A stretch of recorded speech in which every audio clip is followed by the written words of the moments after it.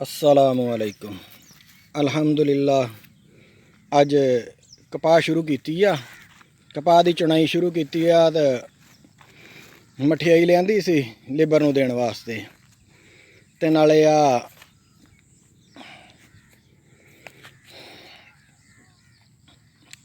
Labour नूं क्या मठियाई दे दईए तो मठियाई दे के चालू कर लईए तो अल्हम्दुलिल्लाह कपाह माशाअल्लाह बहुत ज़बरदस्त आ। अज पहला दिन सी जी चुनाई शुरू करन दा। आ देखो कपाह माशाअल्लाह किदा खिड़ी आ।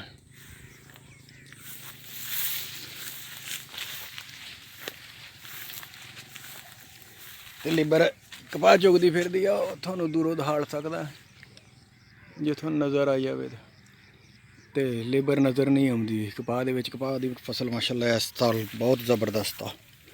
अल्लाह बरकत दवे, आमीन। सारे दोस्त मेरा चैनल सबसक्राइब कर लियो, नाल घंटी वाला बटन भी नप दिओ। जज़ाकुमुल्लाह खैर।